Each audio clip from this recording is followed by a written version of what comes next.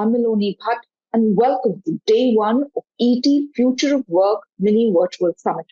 As technology underpins much of human endeavor, the Economic Times delves into the skills, technologies, and trends shaping the future of work and the workforce. This summit is part of the larger Future series, where we explore the future of jobs, education, and technology. The Future of Work Summit is our attempt to gather from experts their views and suggestions on a roadmap for a sustainable, inclusive, equitable future of work for all. This is also an endeavor to nurture a dialogue between government, private, and corporate stakeholders on the innovations and collaborations to drive holistic growth, even as individuals and organizations adapt to the constantly evolving definitions of work, workplaces, and the workforce. On day one of this summit, I'm very happy to welcome our special guest at this keynote fireside, S.V. Nathan, Partner and Chief Talent Officer, Deloitte India. Welcome to Economic Times, Nathan. Thank you, Malami. My pleasure. All right, it's wonderful for us to have you here with us, to focus on the evolving role of HR in defining the future of work. And, we see that across enterprises, HR, of course, shapes employee experience. It communicates values of an organization. It manages retention, recruitment of talent, maps it to value, and also helps top leadership drive purpose and culture.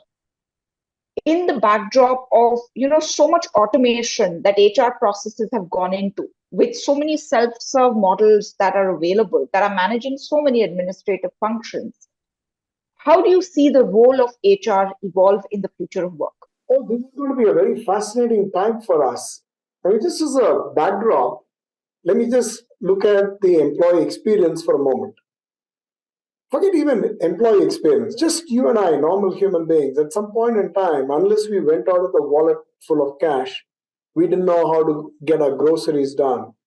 Then came the advent of a plastic card, and we thought that that's revolutionizing the world. Today, we don't need a plastic card, we don't need a wallet, all you need is just a mobile.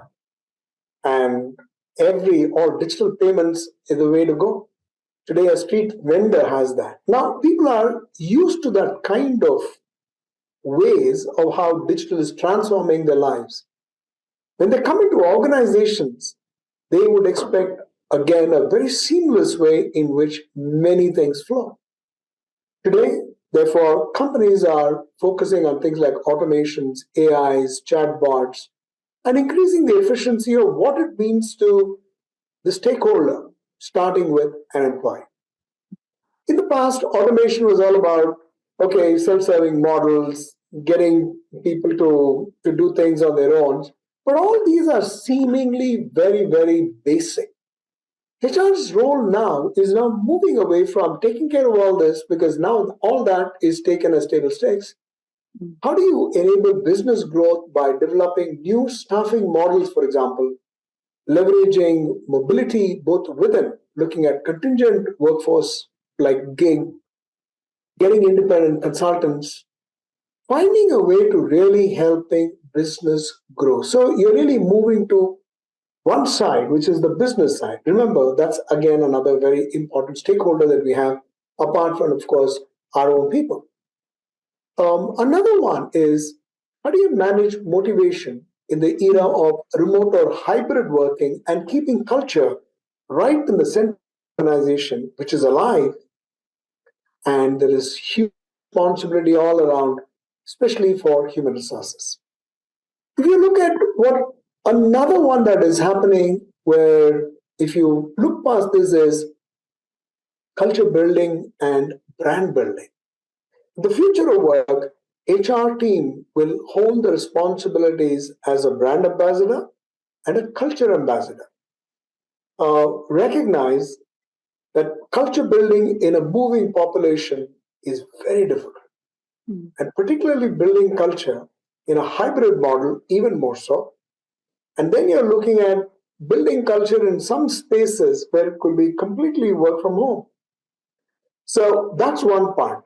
Take another one, brand ambassador. It means HR professionals would have to take part in the business sales, to an extent perhaps even and academic interface programs, empaneling with the government, non-government institutions, etc., and helping to build the brand, because only a brand will be able to ensure that you have a cost which is which is normal for doing business.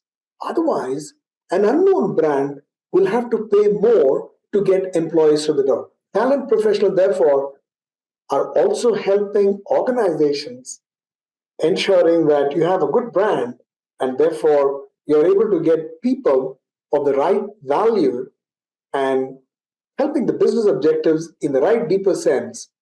Therefore, you put all this together, the role of HR is moving away from a very typical way in which you had managed your business, looking at just the basics, to helping and partnering with the business. Recognize they still hold the flag as a champion of the people, but that's only one part of the story. So let me turn this back to you. Right. So there are a lot of expectations now from HR leaders, given the new trends with AI, the data-led approaches, and also as you spoke about the need to define culture and redefine employee experience. When you have a hybrid workforce and also people from the gig economy as part of your workforce, and therefore HR leaders really have to drive the change. Business models are now preparing for the future of work, and they're ever evolving with technologies. uh, and now we have this workforce that you also mentioned, which is hybrid, which is gig, which is remote. uh, HR teams in a lot of organizations are having to juggle the needs of a legacy organization, but they still have to plan to address the needs of the future. What are the things that you feel that companies can do in the interim to help HR systems and functions develop so that, as you say, they can really drive and aid value creation of the business? Okay, let's start with what is the first thing that organizations are expecting of HR? They expect HR to be nimble and agile. Business leaders know that having the required talent is critical for any business performance and growth. Today, there are organizations saying, I have a great business plan, I've got all the materials, but I'm just waiting for people to turn up. So therefore, putting all this into an action can be significant, is a significant challenge. What do they expect? Number one, I talked about being nimble and agile. One size fits all will not work. HR will Mhm. need to be innovative. I think this is important. You're talking about a people first culture. A focal point of any and everything to do with people leading to the enhancement of employee experience and satisfaction is key. That's again another expectation. Change champions. The way that you did business yesterday is not going to work today. Mhm. And you made a reference to that. Things are changing. You have different generations working in the same organization. How do you drive this change? How do you back it up with data? Because that is the one that supports an insight, and from insight, you got to make an inference and therefore action. So, how do you bring that entire continuum in place? People are expecting that as change champions, HR should be driving that. How do you communicate? How do you connect? Because you're now trying to connect with different generations working in different ways, different methods, and therefore one communication or one way of communication is not going to hold true. Mhm. How do you enable a future ready organization? So the the the workforce of the future therefore starts with investing in people, understanding that this is a purpose to a highly performance oriented culture. How do you bring Mhm. all this? Let me take purpose for a moment. Now you're trying to invite people into an organization, and let's say this organization is looking at technology folks to come in and work with them. Now, all along, people have been selling the story of, hey, I think if I'm going to pay you another 10% more from what a competitor paid, then that is passe, because the youngsters of today, the talent of today are saying, am I going to be working in an organization which also looks at society? Mhm. So, for instance, I know of an organization which says, I'm going to be helping India in looking at an anemic Mukt Bharat. So they picked up a particular place. They said, we're going to be working with the government. All they did was they started working with people therein and ensured, by the way, 49% of people in such villages, any village, are anemic. Almost 40% of pregnant women are anemic. So, how do you make sure that you help the community? And it's not like you have got to do it all the time, but getting people on a stand of getting them aware about it is a start. So, back to where we started, it starts with a simple way of getting people to understand that this is the best use of their time working with an organization which looks at society at large as well. So, India has the benefit of having to a greater penetration of technology, putting all this together, developing managers, developing people. All this is going to be important. And therefore, the expectation is how do you build leaders? How do you build leaders beyond that? An ability to manage very complex situations. So, all this comes back to human resources saying, how will you help me get there? So, so this is going to be a long journey, but it's a very interesting journey. Back to you. So what exactly is needed then, Nathan, for human resources to get to that point? The other aspect that you spoke of was continuum and change champions, driving purpose in a performance-oriented culture. There are certain challenges, so there is an articulation at a top level, and those policies then have to percolate downwards, for the system to be able to function. From your vantage, and as the second part of this question, what are the challenges that you see that mid and lower rung HR practitioners face? Who actually many a times are people facing and execute the policy or the agenda of the companies, because sometimes there's a big disconnect. Yes, indeed. So one of the expectations that people would have is you're looking at a HR system which at one point was all about diagnostic. So we know how to diagnose this problem, and then you get to descriptive, which will tell you what the problem is about. Today, the expectation: how do you get to predictive, and therefore how will you get to prescriptive? What do people have as challenges today? On the floor, you have um, people coming in through the door. If let's say the average age of employees coming in is around 27, 28, what do they expect? They expect a certain kind of autonomy. They'd like to hold the reins of their future in their own hands. They'd like to learn. They'd like to grow. They'd like managers and leaders who are inspiring. And most of all, am I being used for the strengths that I possess? All this is individual. Every individual has a very different way of looking at it. How do you synthesize all this? You cannot make it one of those assembly line kind of thing. I've got 20 people in the door and they will do exactly the kind of work.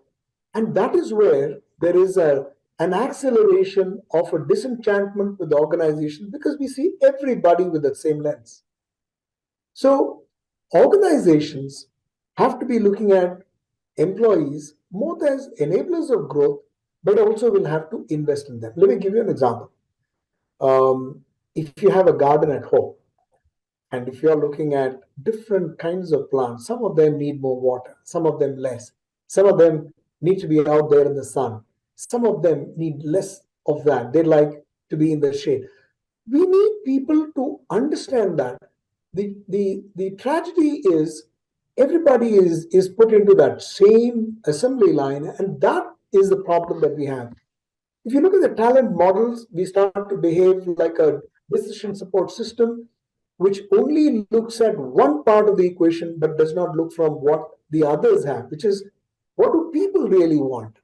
I think a good mix is getting to understand what people need, what is it that we have for the business, putting them and get that system working all well. So let me give a classic example. Understanding the business objective is what a manager wants. But translating that into what employees have, that is what a manager faces as a problem. One, understanding what an organization wants and translation of that. Understanding, let's say, the big picture. But also, at another level, an individual leads a career. He doesn't need that job. And you can sell the brand to a point, but beyond that, he's also looking at, am I being paid well? Am I am I also learning well? Because this skill that I have has got only a finite shelf life. Is the organization interested in me? That's another challenge. Can we look at and stay intelligent and behave agile, keeping the thoughts aligned to the trend and adopt change to meet the talents who drive the business objectives? Last but not the least is you have different stakeholders. Hmm. All of them need to be serviced.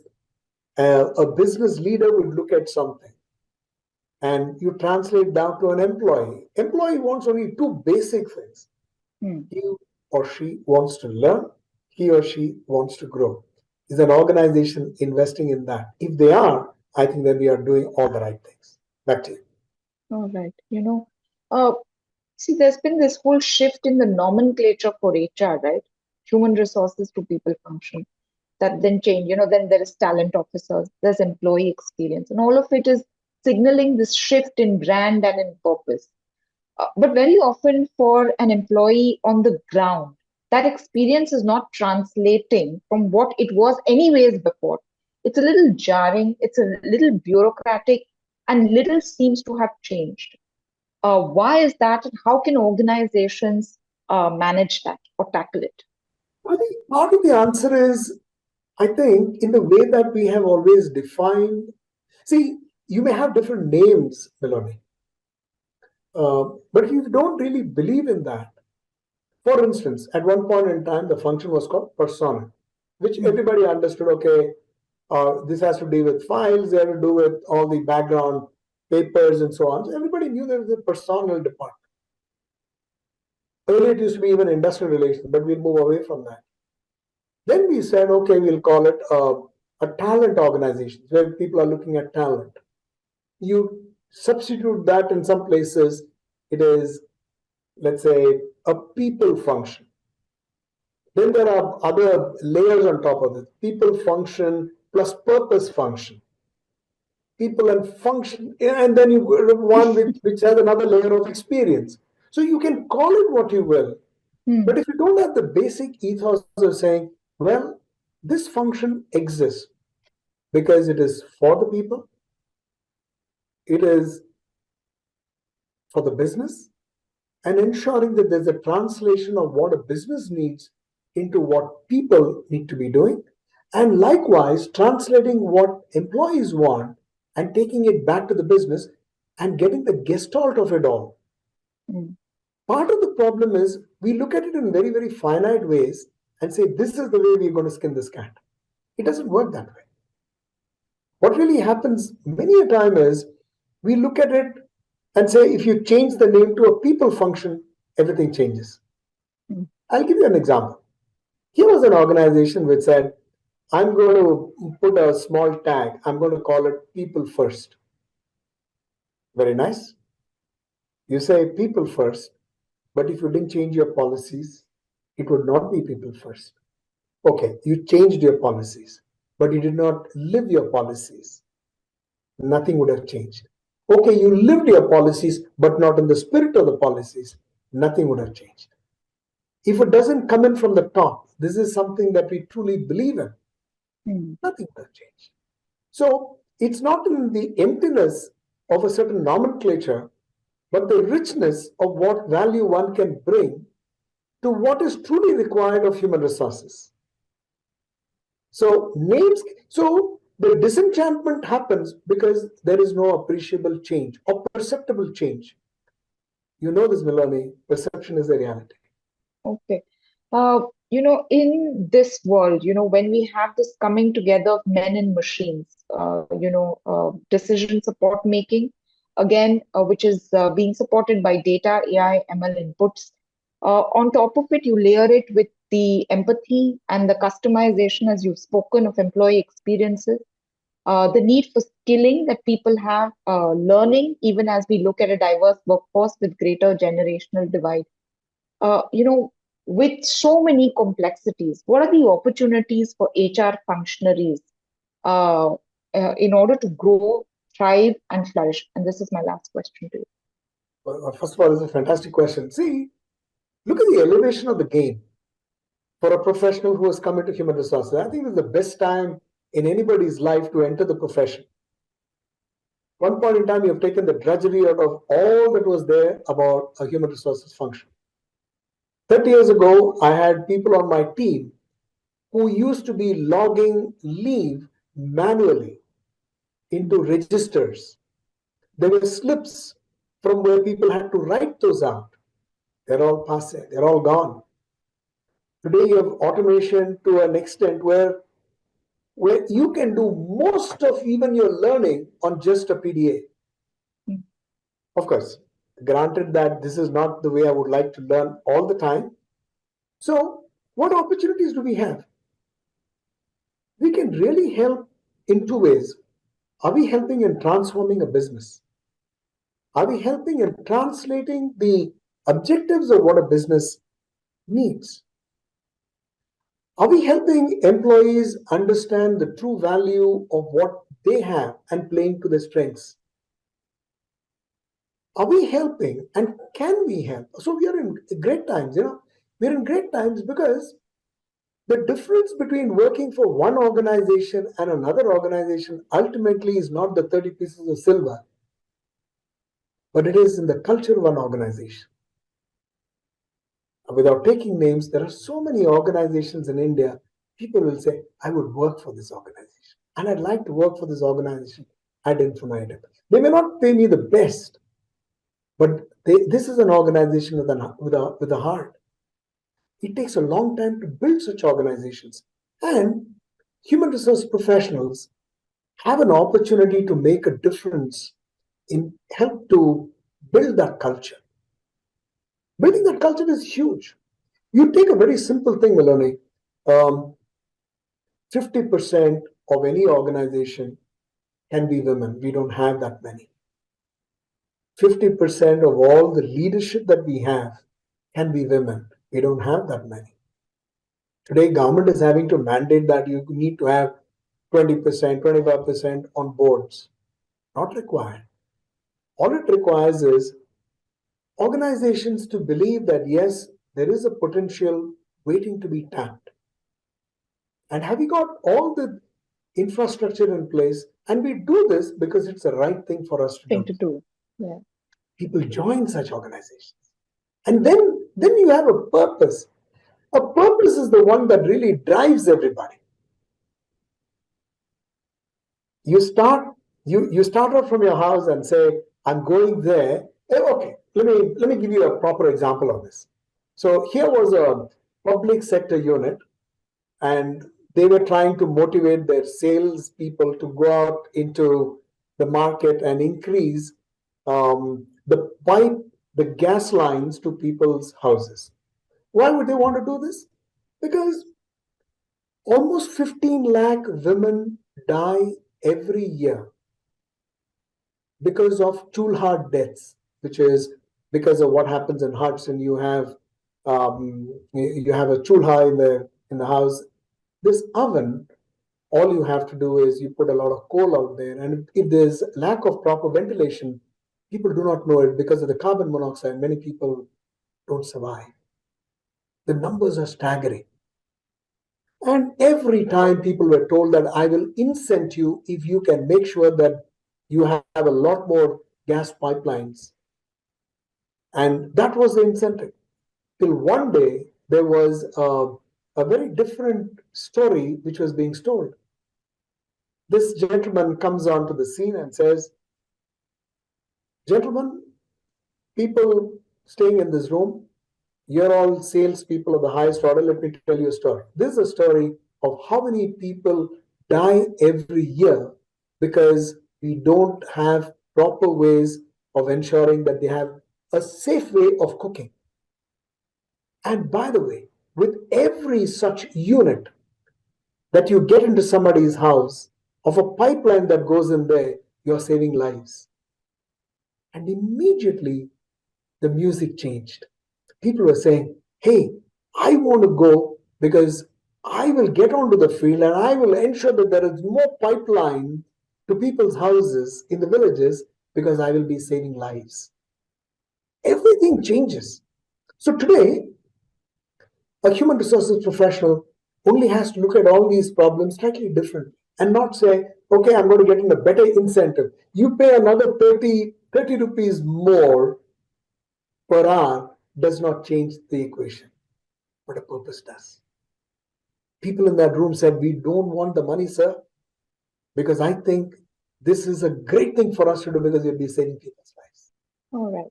So finding purpose, driving people towards it, and growing, with inclusivity and ensuring that there is space for everyone, all kinds of employees, women, all types of employees in our work culture. Mr. Nathan, thank you so very much, for sharing all your thoughts here with us today. Thank you, Maloney. And truly appreciate the time that we had on this call. And it really, I mean, sometimes when you are getting interviewed of this sort, you start to wonder what's the art of the possible for a human resource professionals. So I think we are in terrific times. Thank you for the opportunity, Maloney. All right, and we hope that the terrific times continue, and HR professionals continue to enrich lives of employees everywhere, because there is, as you say, it's a great time, a time for many opportunities. Thank you. Thank you. Thank you. Thank you so much.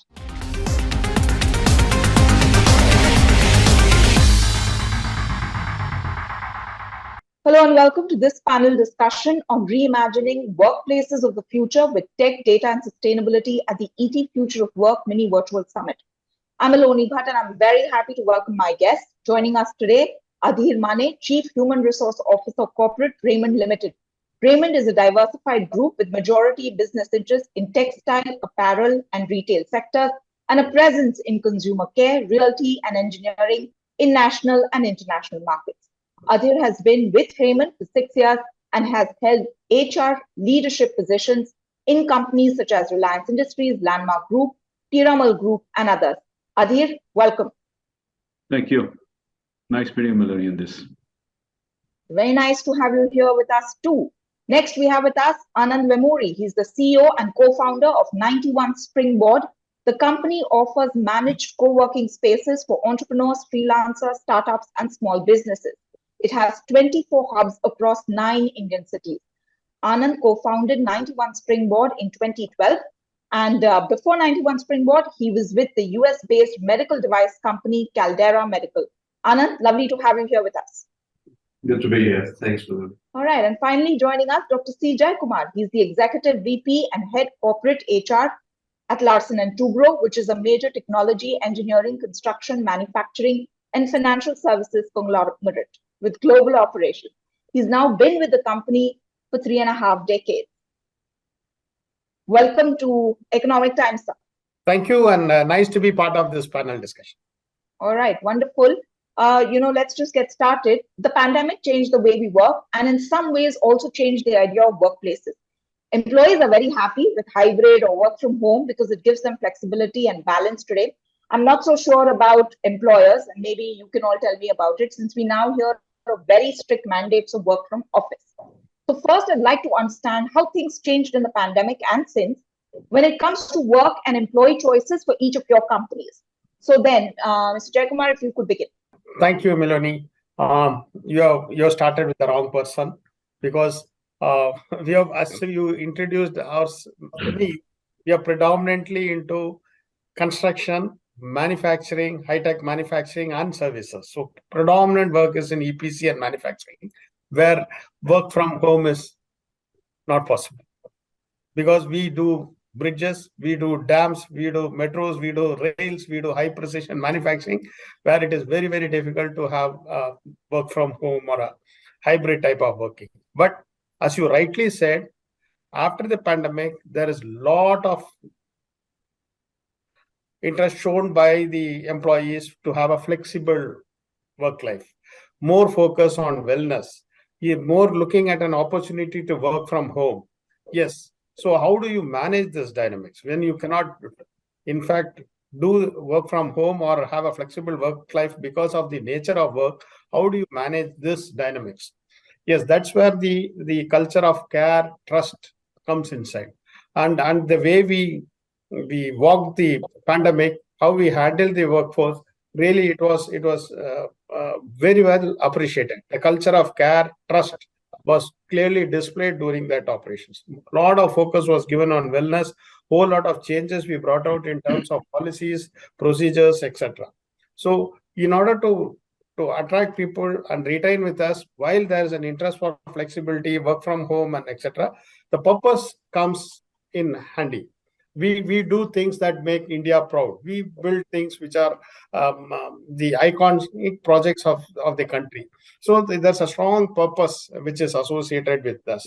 And we also provide very, very challenging assignments to all our employees. So they feel so motivated completing an airport, completing a tallest statue, completing a largest road. So that gives a sense of satisfaction of doing a challenging assignment. And there's a feel that construction is a brick and mortar company, so we moved towards technology, automation, digitalization, etc. a couple of years back. So we have given a total facelift of, we use technology widely into the operation, which motivates millennials to come and work in a technology-based company. Last but not the least, I can keep talking, but we give a lot of learning opportunities. Whole lot of learning opportunities. L&T is also called as learning and training company. So that again gives a sense of satisfaction for people to, that every year when they reflect back, not only they have performed a challenging assignment, they have also learned something new and they are progressing in that career.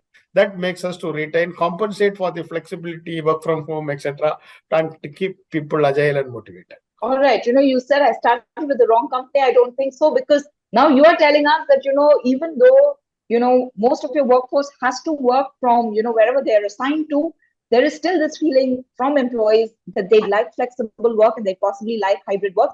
But, I like the fact that you said that, there is a purpose to the company. There are challenges which are being offered, to employees, and that's what keeps them motivated. And of course, as you said, the learning and training nature of the company keeps it going. But let's hear from you, Mr. Mane. How are you guys managing? See, compared to what we are doing currently with pandemic, of course, pandemic, everyone was forced to go to work from home and all the other pieces that, which I think Mr. Jayakumar also alluded to. Whilst we've taken a call that we may not have necessarily a work from home, but I think as necessarily we look at not just the work-life balance, but we look at work-life harmony, how actually a organization can develop that aspect very, very fruitfully. And that's more important for us because we are in different and diverse sectors, not just engineering, but consumer FMCG businesses, the lifestyle business, and the realty business, which is a new business for us. I think that there are different types of mechanism that each business has to operate on in terms of what you want to develop as a structure culture. Whilst in the pandemic, we supported our employees with a lot of work from home, as well as we had a lot of proactive employee plans to actually kind of help them with education of basically for deceased employees, etc. There are a lot of plans which are put in place to actually help and navigate them through this entire process. So that's something which is phenomenally done well in the organization from that structure standpoint. When it comes to really looking at different aspects of HR, different aspects of people and talent, there are a slew of products, slew of mechanisms, slew of processes which have put in place. The whole talent management process, which is a new thing for the organization from the last 3 years, we had started this before pandemic and we are continuing. So I think one of the critical dimensions that Raymond as an organization has demonstrated that we have invested in talent even when we are actually looking at the pandemic. So therefore, the investment talent was not kind of defocused. So that's something which is important for all of us to know that we as an organization, we stayed put with the programs, processes, and I think we now kickstarted the entire thing all over again. The very fact that we've kind of come out of the woods and so to speak, we are actually looking at different growth trajectories and different businesses are actually chugging along very, very differently. I think that important is that the talent and the people focus is there and is continuing to be there. So I think that's very key. So that actually has helped us to actually attract and retain talent going forward. Also, whilst we are reaching our centenary year in the next couple of years. So there are a slew of products that are actually processes are actually being looked at from people down there. But talent is one kind of a very disproportionate focus on talent. There are processes which are in place in terms of how do I actually develop certain things around functional schools, developing a Raymond Academy of leadership, so to speak. So there are many other people initiatives that are on the anvil, so which is actually helping us to actually regroup ourselves and attract and retain talent. Of course, the challenge does remain when it comes to hiring millennials and the Gen Z, so to speak. While they will clamor for work from home, we actually offer an environment which is very compelling, and we build a compelling story from a culture standpoint to help them retain and grow in the organization. All right. So you mentioned a couple of things. One is how the company's actually gotten into forward-thinking mode and, putting up all of these schools when it comes to leadership and helping actually chiseling and, helping employees chisel their craft and, get on to the next level. And also you mentioned some of the challenges that you're having with millennials, a couple of things that we'll touch upon. But Anand, to you've got this unique lens where you've got your own set of employees, but you also, have this ability to look from the outside in to a lot of the other, people and companies that actually use your spaces. What's been your experience? Yeah, so we've seen, like over the last 2 years, a lot of companies have really re-examined why they need an office. It used to be the default, no one really questioned it. And a lot of the costs were actually borne by the employees, right? In terms of commuting, both the time and the money cost, right? So for the company, it was a no-brainer, right? Everyone's in the same building, we have full control, we have a collaboration, everything happens here, right? But through that period where we were forced to work from home, I think all companies saw what can be done remotely and what cannot.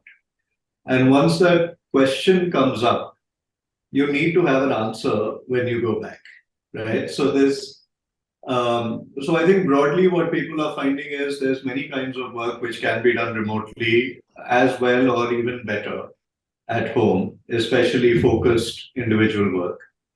Whereas collaborative work as a broad category is where the office is really, maybe a better environment, right? Building culture, people working together and so on. So I think in coming back, a lot of companies are optimizing for that flexibility where the work dictates the format, not the format is a given and everyone comes here and works, right? And that obviously allows them to extend certain benefits to their employees, where if some of the time, the work is not impacted, in fact, it may be better from home. And that allows you to save some time during the day. It may allow you to spend more time with family, etc. Then that's a better, your work and your life are better integrated, right? And other companies have said, okay, we can't figure this out. Let's just go back to the old way, and they're forcing their employees back. But my feeling is those companies will find themselves at a disadvantage. Right, like once you've opened this door, where at least the better employees, which companies are competing for, all things being equal, they will choose workplaces that offer flexibility. So I think companies in turn are making that part of their plans. That if we want a healthy team, if we want a motivated team, we need to offer flexibility. And people are reasonable. It's not black and white. It's not like employees are saying, I want to be home 100% of the time. They recognize that when you do a team meeting, it's better to be in the same room and see each other's faces and walk up in front of the whiteboard and so on, right? So I think, in a nutshell, I think flexibility is here to stay. And companies that optimize for that and are able to provide that to their employees will find it easier to compete for talent, quite honestly. Right? All right, actually, kind of stretching the point that Anand's made, what's the office or, what does the office of the future look like? Especially because, as Anand said, work changes. A lot of you have also said that a lot of tech gets involved. Then there's this whole sustainability angle to it, where we simply need to make better choices to hold on to our resources and fragile ecosystem. Now, with all of these changes, how are you all helping employees adapt? What is it that the employees want? And I know, Mr. Jayakumar, there's a lot of talk on prioritizing better employment, engagement, and productivity. But beyond these words, how are companies actually helping employees? Mr. Jayakumar. Uh, yes, you touched upon the question of sustainability, right? That is a very, very important aspect which even L&T is focusing on today, and which is also today an area to attract talent. Today, millennials look at what is the purpose of the organization and even at the sustainability goals of the organization, what they do and how do they look at it. In fact, our sustainability vision is L&T shall pursue eco-friendly growth, promoting a culture of sustainability and innovation, thereby contributing to a better world. So we were some of the pioneering companies which started sustainability reporting. We have a four-pronged strategy in terms of sustainability. One is improving the energy efficiency, bringing in an use of eco-friendly fuel in all our operations, increasing our renewable use of renewable power, that is solar, etc., and offset by a whole lot of CSR activities and other activities of tree plantation, etc. We have a strategic plan, which is a 5-year plan, which is Lakshya. In that, we have embedded the ESG strategic goals to bring in something like water efficiency by 6 to 10%, recycling of water by 57 to 60%, rainwater harvesting current at 25% to take it more. In terms of use of eco-friendly material, significant presence in green portfolio. In fact, we are entered into some new areas of business which is into green, which is manufacturing of electrolyzers, which splits water into hydrogen and into manufacturing of batteries, green energy. So these are some new areas of business which we have entered into, which we are trying to attract talent, etc. So sustainability is a very, very important focus area, which is and HR plays a lot of role in training our people, skilling, reskilling, multi-skilling people in those areas also. And many of the friendly policies have also been brought up by HR in order to maintain the sustainability. One is like equal opportunity policy. We have a code of conduct for self. We have brought in a vendor code of conduct, public advocacy policy, green supply chain policy. So HR plays a very, very important role in terms of sustainability, which helps in attract, retain, and motivate the talent also, which motivates the younger talent to join an organization which supports sustainability at a full level. All right, Dr. Jayakumar, more power to you. It's good to hear. But, Mr. Mane, I'd like to understand from you, with a lot of tech coming into play, a lot of processes getting automated, how do you see the company's offices evolve or workplaces evolve over the last, over the next 10 years or so? Very interesting question. It's like a crystal ball gazing for all of us, because it's not that I'm the fortune teller here, but I'll take a shot at it, because I think the way technology is moving and at a rapid and a fast pace, I think there's bound to have impacts on the way we work and the way we actually work gets done. Specifically speaking, from a future of workplace, I think metaverse is just around the corner, right? I mean, everyone is now talking about metaverse as the next change that will happen to work and workplaces. I think sooner or later we'll have our avatars actually getting formed, and I think someone coming to you not in a form and shape of a person, but someone whom we are recruiting. That's not very distant future, not like a 10, 15 year, but maybe next 5, 6 years down the line, we'll have something of that kind. So I think there's a whole game changer technology that's coming our way. Also, sooner than later, within the next 5, 6 years, or even more, in some of the industries already there, that you will have probably robots working in factories. You will have the technological or the humanoids working as our colleagues, and that's something as a future as I see personally.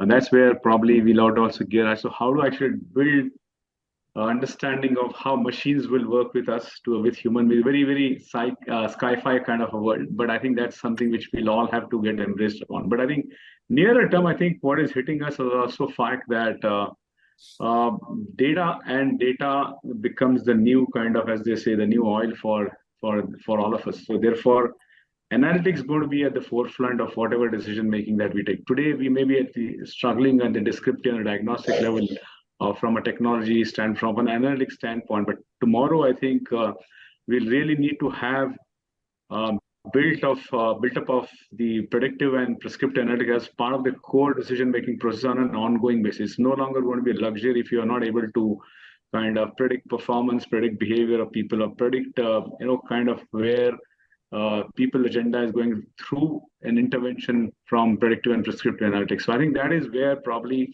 the world is moving to. And I think while maybe all industries or all companies haven't embraced analytics to the extent within the people agenda front, but I think it is going to be mainstream in the next couple of years. That's how I see things will start moving, and therefore it will be all evidence and database decision making that will happen. Coming to the future of work, as I said, there are different kinds of technologies which are at play. Probably next 5-10 years, we may have to look at the way gig workers or gig economy will boom. And I think therefore a lot of our processes to be handled or probably need to be geared to handle how do you actually manage the gig workforce. There is a lot of flexible workforce that will be part of the entire, there'll be just a core of the organization that will be there, and will be kind of surrounded by gig or gig economy workers. It's not there as yet flourish, so to speak, because there's also a part of statutory things that has to be kind of formulated. But having said that, that kind of a model of working in the future, flexi working, the gig model will actually become mainstream within a couple of years. So that's where, from a technology part I spoke about, also from a flexibility of deployment on manning and staffing your organizations will undergo a dramatic change the way I look at things in the future, because the core will remain with the organization. There will be a lot of therefore people coming and going, and actually how do I build therefore an organization which will actually embrace these kind of workforces in the future? How do I build a culture? How do I build my culture tenets to actually keep an engaged workforce when you know that this is not going to be my permanent resource, but this is going to be a kind of flexible resource. Therefore, the important question and important dimension of people leaders is going to be how do I develop the dynamics, the culture dynamics of the organization for the future as well. So that's something which I feel will happen, and I think it's very real that the metaverse that I spoke of today, it might look at very sci-fi kind of thing, but tomorrow I think some of these things will also start coming into play in 5-6 years time. I think therefore we will have to gear our organizations to embrace these technologies, which will actually help us enhance productivity, and the entire will be a game changer for us for the future. All right, many points in your response over here. So basically, at the end of the day, the office that it looks like how we see the office today, that is going to cease to exist, is essentially what you're saying, right, Mr. Mane? It may cease to exist the way we see it today, because the rapid development of the technology will probably allow it to be exploded in a fashion which we are not imagined. So I think we'll have to reimagine the way we are working today. I think it started in the pandemic, kind of it was a force upon us. It was not very structurally designed, but I think it has given us some sense of how things could be done. But probably that experience could be carried on, and probably it will completely change the contours. So that challenges that will bring forth a lot of challenges for people who are used to working in the offices, as well as building teams, building cultures, etc. within the office. So I think the whole paradigm shift of how managers need to manage people and teams remotely, and still at the same time build a culture through a purpose-driven organization, etc. That's going to be a big challenge, as I personally see that, how the future of work will evolve. Right. So, essentially what you're talking about is also how the role of the HR will evolve, with a lot of stuff in HR functions getting automated. Mr. Jayakumar, what's your input on this? So first and foremost is today, if most of the people are grappling with this, bringing in a single source of truth. Okay. Yes. In a large organization like us, we have been with multiple systems, multiple databases, different recruitment system of each of the companies within the group. So bringing everything under a single source of truth, under a single platform, that will help base for the analytics. Unless I have the entire single source of truth, I cannot do predictive, prescriptive, and that type of analytics can be done. So that is definitely, as Adhir said, analytics is going to be at the next level because of the data and automation. Second is virtual learning. Whole canvas is getting changed into a hybrid way of learning because of the technology, because of AI, ML, etc., based on the user intelligence, user the requirement, his width and depth of knowledge, based on which the next level of courses is being pushed to him, and so the learning becomes totally automated and hybrid, and it will be blended along with the classroom type of training.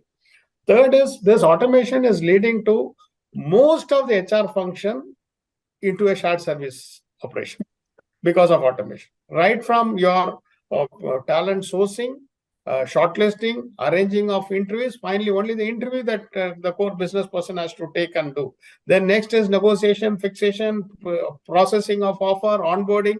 Entire thing will be done by a shared service center. Wherever your offices are, it at one common place, it can be done, including the all routine functions will get automated. So the predominantly the HR will focus on key elements like succession planning, which are the next level of leaders, talent management. How do I develop talent and career path so that to motivate these people that they will grow? Focusing on continuous feedback. How do I give feedback? How do I bringing in the agile performance management system and giving feedback continuously, career planning. So these are the type of functions which HR will focus on. And today, whatever is 80% of the time which HR spends on whether it is talent acquisition, onboarding, or all those things will be moved to shared service function, which hardly with 10% of the existing people, they can do it. So HR will move to the next level of operations. All right. How are you seeing it evolve, Anand, from your vantage? So I think similar themes to what Mr. Jayakumar said, where HR has kind of come to the forefront because in many ways we're rethinking how an organization interacts internally. So that means very fundamental things like the architecture of the organization itself may have to change. Right? If the architecture is changing, then the culture that supports this different way of working, the skills that people need, these also have to be rethought from scratch, right? So, it's kind of moved from, I think HR in many organizations had become almost an administrative function where there are best practices that are across industries and these are very similar to each other, right? But I think we're at a point where after this disruption, there is a change in the status quo. So what had become more optimizing and fine-tuning a machine that was already working now has to be rethought from scratch, right? So I think HR leaders are, back at the forefront in terms of you cannot make a strategy without a plan on how you're going to execute that strategy. And that environment of how you're going to organize your team, point them in the same direction, that has changed so significantly that I think companies are reinstalling some of these things that earlier were very stable, right? So I think really the companies will recognize that. And, just like 20 years ago, a lot of companies put digital transformations as their at the centerpiece of their strategy, right? I think today a lot of companies are putting their people strategy as the centerpiece of what they're doing, and rightly so. All right. People management as the centerpiece of strategy. I think very important, especially now that we have quiet quitting, great resignation, moonlighting. So maybe it just makes sense for everyone, the top HR leaders to put their heads together to understand how their functions are evolving. What's happening with people in what they want. But this is now my last question to all of you. India is going to have a really young workforce. and we're going to have, we're going to enjoy this demographic dividend over the next couple of years. Uh, India is also poised at a stage where there is a lot of technology, where there is a lot of opportunity which is coming to the fore. Finally, what are the two or three challenges that we have as a country in being able to manage this kind of a workforce, which needs the skilling, which needs the training, but also which needs to be made future ready? And what are the two or three strengths that we have that will power us through? So Mr. Jayakumar, if you could begin. Uh, the things are the traditional way of hierarchy is changing. Okay, the qualification, experience, number of years put in the particular level, and all those things are gone. Today it is role based and the skill based. If a person is able to perform and he is paid more, it is totally based on. So the I'm not telling qualification is not required, but the skill becomes more important. I may be a civil engineer or a mechanical engineer, but I am in a particular job today, whether I am capable of doing it. I am in analytics, I am doing it. It is totally based on the skill part of it.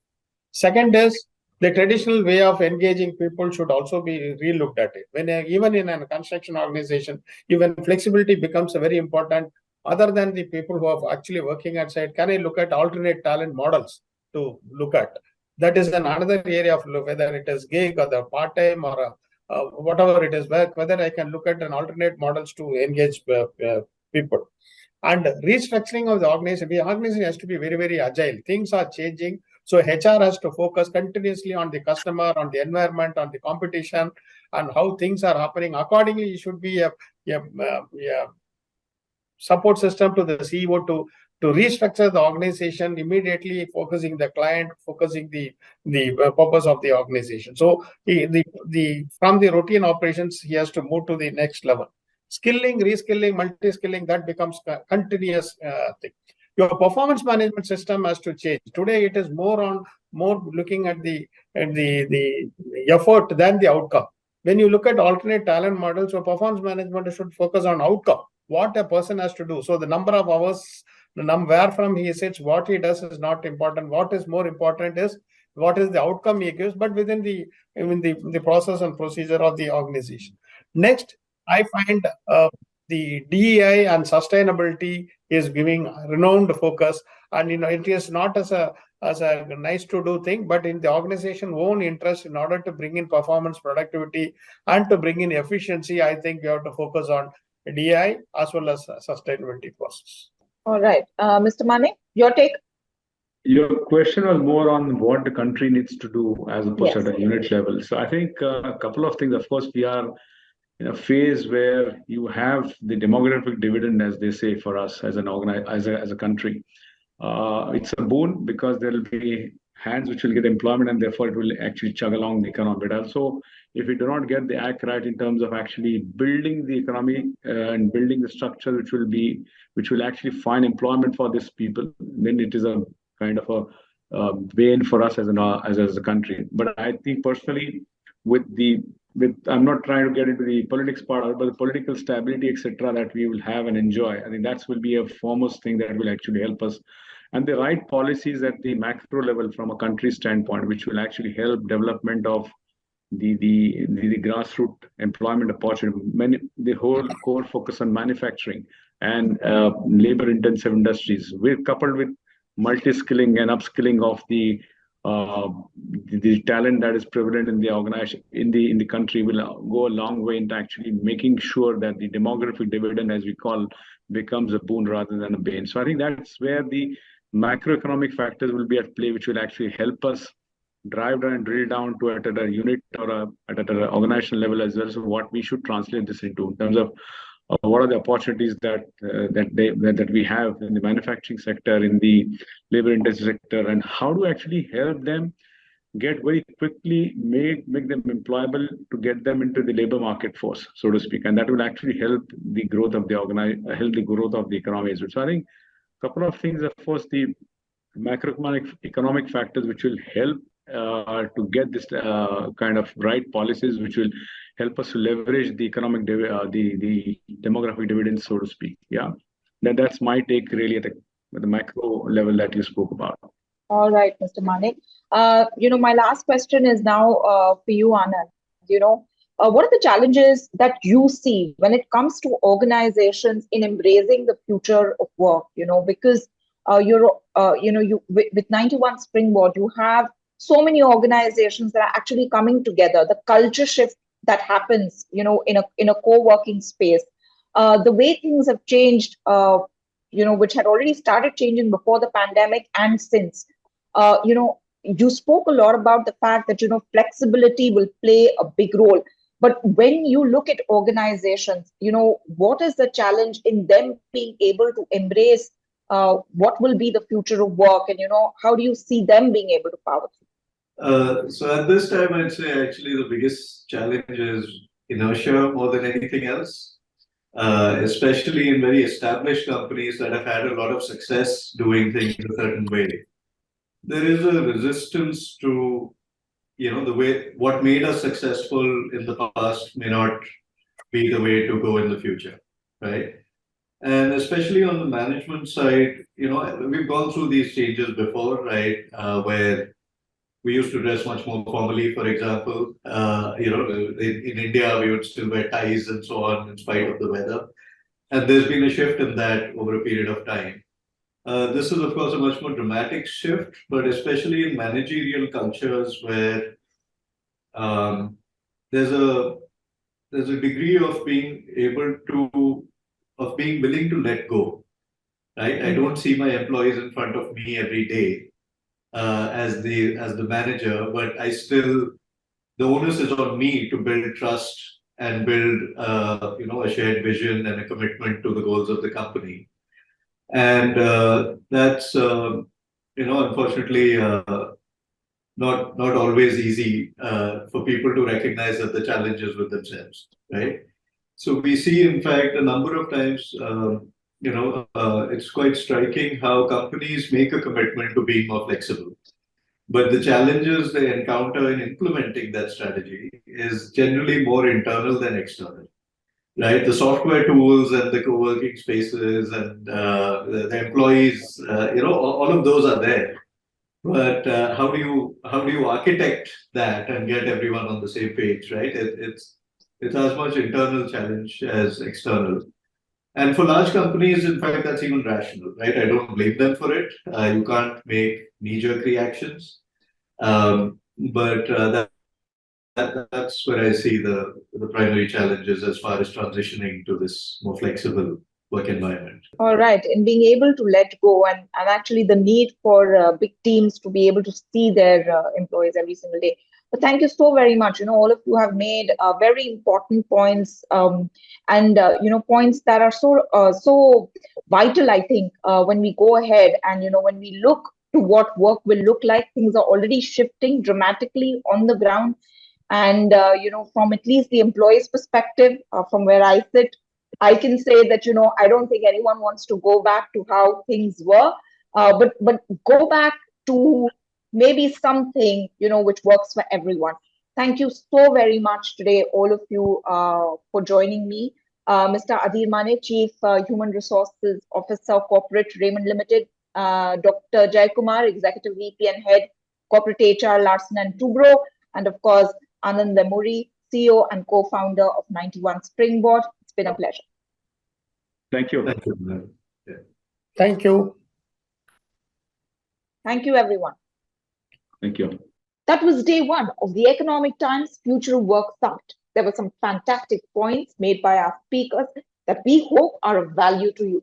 Do tune in for day two of the summit tomorrow, where we will talk about the future of travel tech and how HR functions are rethinking the employee experience in a digital-first world. Do check out our microsite on economictimes.com for all the individual sessions. But for now, goodbye.